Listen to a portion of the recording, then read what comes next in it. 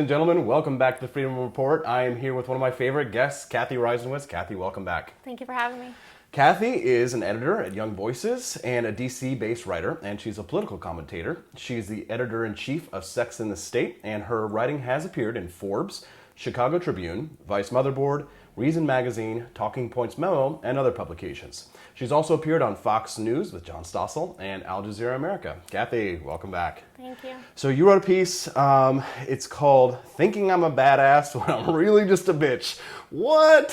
What is that all about, Cathy? What were you trying to say with this piece? Oh man, I mean, it was kind of a lot. There have been a lot of thoughts jumbling around in my head about... Seem conflicted. Yeah, of course. Okay. I mean, that's the thing, is it's very difficult to look at who you are, see what you've done wrong, realize that you're going to hate yourself in 10 years, but still be who you need to be and still do the work you need to do, despite the fact that you're not really that good at it yet.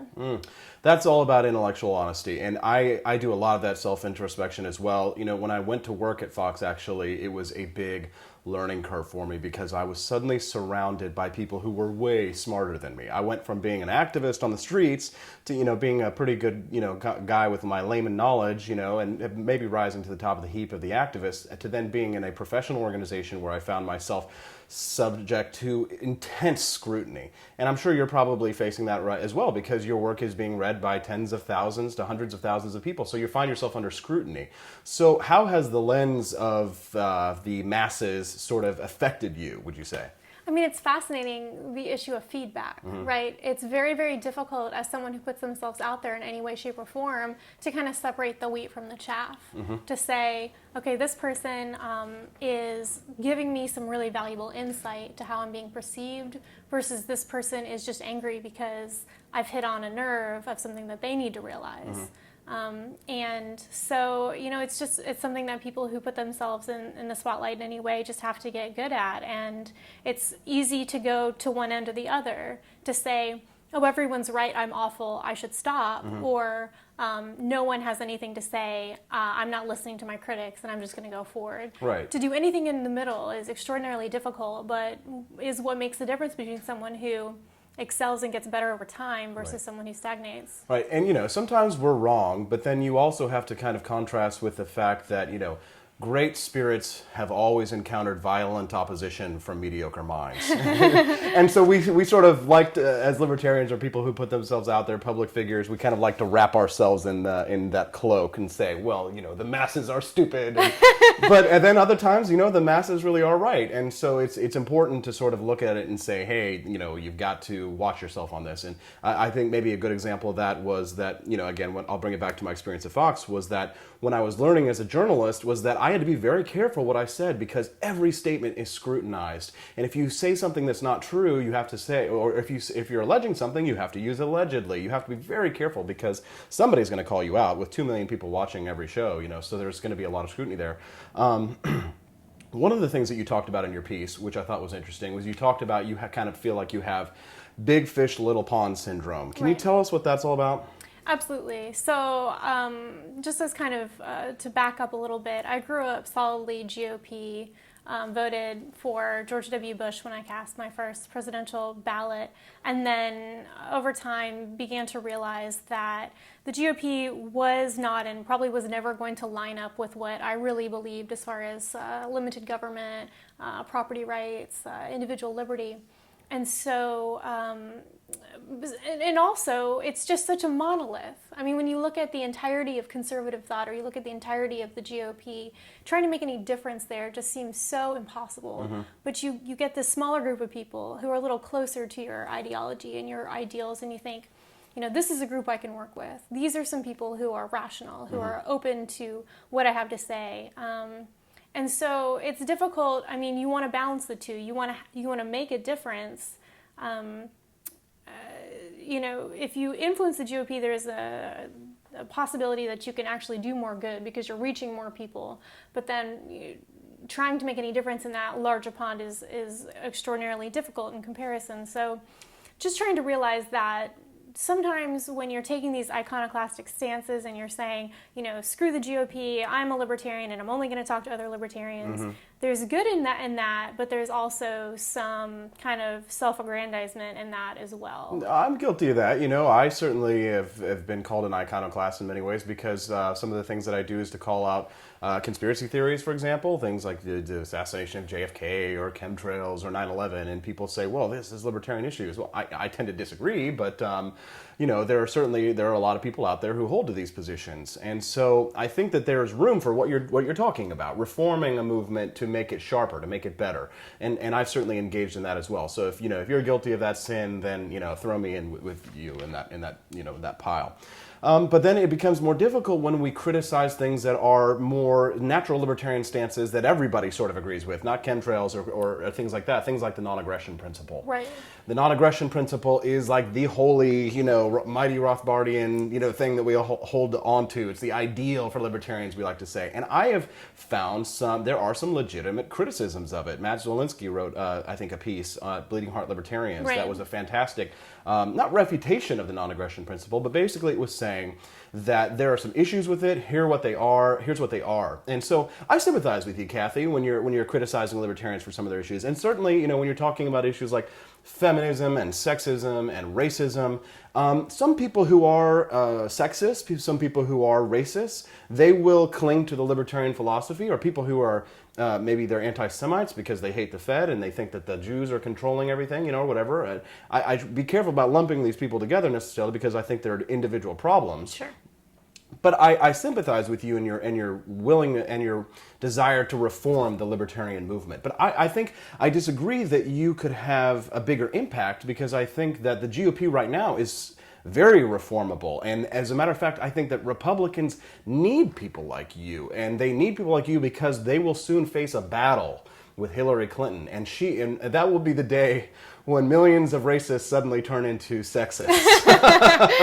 So what I want to know is, Cathy, and then I want to talk about some issues like hardcore issues after this, is what I want to know is that, where will you find yourself in 2016 when all the banner of feminism will be waved by someone like Hillary Clinton, and you will find yourself with all your libertarian friends maybe waving the banner of constitutional conservatism on the other side? What are you going to do? Because you, as someone who is, I would say, a thought leader in the liberty movement from your sector of things, you're writing a book about this, Free Market Feminism. Thank you. How can you have an impact on the debate in 2016 that libertarians won't see as some sort of betrayal? Well, I'm clearly not super concerned with libertarians thinking that I'm betraying them, Okay. but no, I just started a column at townhall.com. I'm going to be publishing there every Monday. And I think it's going to kind of focus on how do we make a GOP that's more effective. Mm-hmm. And by effective, I mean actually accomplishes anything vaguely related to limiting the size and scope of government. And so the first column was about how whether income inequality should matter is beside the point, and telling people that they shouldn't care about it is never going to be a winning strategy. Recognize that people do care about it, recognize why they care about it, and go from there when you're talking to them about it. Good point. Very good point. So that's kind of going to be my, something that I'm going to try to incorporate into my thinking and speaking going forward is, looking for ways to be more efficient and effective in our messaging to whomever. All right, let's talk about some fun stuff. Now, it's the 10-year anniversary of Mean Girls. And everybody's talking about it. I've been reading all these articles today about feminism and Mean Girls, and one of the big questions that I think people are throwing out there 10 years on is, are women their own worst enemy? Oh my gosh, this is so funny. I just published a piece in Reason about the exorbitant cost of daycare. Oh, yes. Tell us. And so, of course, my market, my audience is mostly free marketers. And I would think that everyone would be like, yeah, screw the state. No. What's the premise? Well, the premise is that, unfortunately, we've got a situation in America where regulations drive up the cost of daycare through complying with regulations and just creating barriers to entry. And so it's now more expensive to care for an infant 8 hours a day, or less than 8 hours a day, usually, than it is to send someone to college. Interesting. Yeah, and like 30 states. This is why Democrats argue for things like universal pre-K care, you know? Exactly. And Republicans just ignore it and say, mom should stay home. Well, neither of those approaches is right. We need to get the government out of daycare. What's even more horrific than that is the fact that rich women get around this by hiring illegal immigrants as domestic. It's true. It's on record. Interesting. That's what they're doing. And what I didn't mention in the article, which I wish that I had, is that rich women are also much more likely to have access to an extended family, which will also provide them with very low cost or free childcare, which poor women often don't have. And so, so I'm thinking, okay, you know, I've made the case. It's very clear. The enemy is the state. No, people are using this article as an opportunity to reignite the mommy wars. Oh, well, why should you put your kids in a warehouse anyway?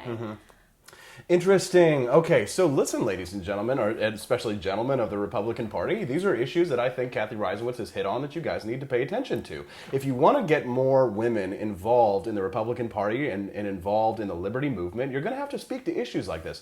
Another issue that we've talked about before that I think is worthy of reiterating is the issue of over-the-counter birth control that we've talked about before. And that's an issue that libertarians can say, hey, you know, this is a war on drugs. Women should be able to have the right to do whatever they want. But the problem here is that all of a sudden all the libertarians, we agree, we're like, yeah, end the war on drugs, but then the conservatives are kind of like, but my religion, kind of like, we've got a problem here because within the free market movement is this panoply of people who some are very religious, some are not. Sure. And so how can we possibly... Okay, so if you're going to use rhetoric that people agree with right off the bat, what would you say to a strict, staunch Catholic, anti-birth control type?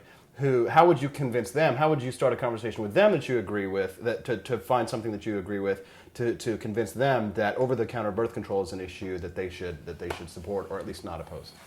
I mean, if they're okay with using the state to assuage their conscience, then it's probably not a conversation that we're going to get anywhere with. But if not, if they are of the opinion that instead of using the state to get between a woman and her birth control, or not even get between, but just create one more hoop that a woman has to jump through, then maybe the better way to try to convince people to not use birth control is through education, as opposed to the legal means. And then one thing that I think that conservatives of that ilk will have to contend with is the harder you make it to have birth control in a woman's hand, the more likely she is to get pregnant and abort it. Well, you shouldn't be having sex before marriage. Well, that works. Right, exactly. So, but really, I don't think that this is a question of ideology, honestly. I think it's a very, very tiny minority of conservatives who actually have any problem with a woman using birth control. I think what it is an issue of focus. If we make it an issue of focus, we will piss off that tiny minority, and we care more about Rick Santorums.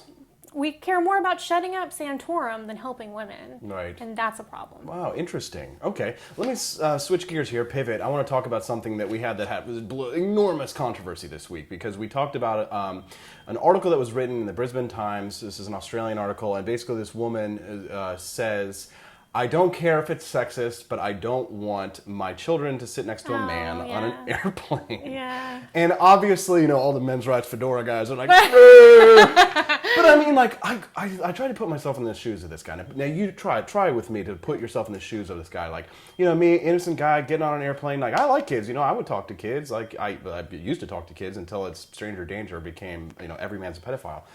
So, I mean, like, what do you think about it? Like, how would you feel if you were a man and all of a sudden, like, a flight attendant is kind of like, sir, you're going to have to move. It's kind of like you would feel like, what if somebody was doing that to you if you were a Muslim? You know what I mean? It's like, sure. Oh, you're getting on an airplane because you're a Muslim. Like, sure. Like, what do you think about an issue like that? I mean, I would do anything to not have to sit next to a child on a plane, personally. That's true. But, no, I mean, again, and we've talked about this before, and it falls into the same category of, discrimination on what we realize is an arbitrary basis in no way, shape, or form, counteracts or disproves that there's other discrimination on arbitrary bases. I think we, as free marketers, we like to have this label of, rational thinkers and critical thinkers. This is a great opportunity to recognize that, I see a lot. Here's a good analogy. In fact, this was used just yesterday, using evolutionary psychology and a very limited understanding of biology to justify discrimination against women, to justify, the misogyny in what we often term purity culture. And so, the ties are about as tenuous between evolutionary psychology and biology and discriminating against women and the misogyny and purity culture. There is truth to that. It doesn't justify this. And there's truth to the fact that most pedophiles are men, and it doesn't justify this, right? Right. So it's a difficult issue for sure, and it's one that I think that probably shines a lot of light on what you're talking about. There is discrimination that goes on, and maybe if there's a male privilege as you describe it, then males can see what it's like to be discriminated against, and it doesn't feel too good. It doesn't necessarily mean that we want the government involved, but these are cultural issues that we have to combat, Cathy, and we're not saying that we want the government to be involved in enforcing these things, but what we do is we have to say, these things exist, these are problems, and we should combat them in a cultural way. What that brings to mind another topic that came up. There's this new campaign which I revolt against immediately as a matter of principle, because the people who always are waving these banners are Marxists. There's this thing they say, no homo. You can't use the word no homo. Right. You can't say bitch, and you can't say things like that. It's like, come on, like culture is about like loose slang and terms and things like that. We didn't used to be like these little weenies. I feel like we're just like weenies. Like we can't say no homo. Like there's something about it that I think normalizes the word homo, and like if anything, it gives men a chance to bond with each other in a way, like in a more loving way, perhaps than we were in the past. And I think there's a problem here. So what do you think about these kinds of efforts to what I would call stifling free speech? Is it offensive or what? Well, I would first say that asking someone to not use a particular term is in no way a violation of free speech. We need, just like we need to make it very clear that though we advocate for cultural change, we do not advocate for using the state to do so. We need to understand that there is a huge and important distinction between asking for calls, or for calling for civility, for calling for language change, and for advocating for actual force in what someone can and can't say. Okay, well, your article was called, "I'm Really Just a Bitch." You call yourself a bitch. Yeah, but absolutely. Is that okay, or is that not okay? It kind of depends on what you mean by okay. I definitely understand the argument that we should not ask people to make changes in language because we need to know when people are misogynistic. We need to know when people are homophobic. So if I was like, hey bitch, what's up? That's not me being misogynist, and that's okay to use bitch in that sense, but then if somebody was like, listen Cathy, you're a bitch. And that's how do you delineate? That's the problem, because it's like you're basically saying, well, I can call myself a bitch, and you're like, and you need to know when somebody's misogynist. It's sort of like, when do we move? How do we do this? Like people, it's like you don't know how to act around someone because it's constantly changing the rules of the. You're moving the goalposts. It feels like, Cathy. Well, the alternative is untenable.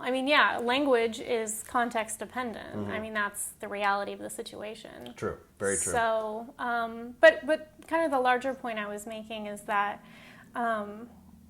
we need to recognize the pros and cons of calls for civility. We need to understand that they're not violations of free speech, but they can be stifling. But we also need to recognize, what we're talking about when we talk about, for example, trigger warnings, right? Right.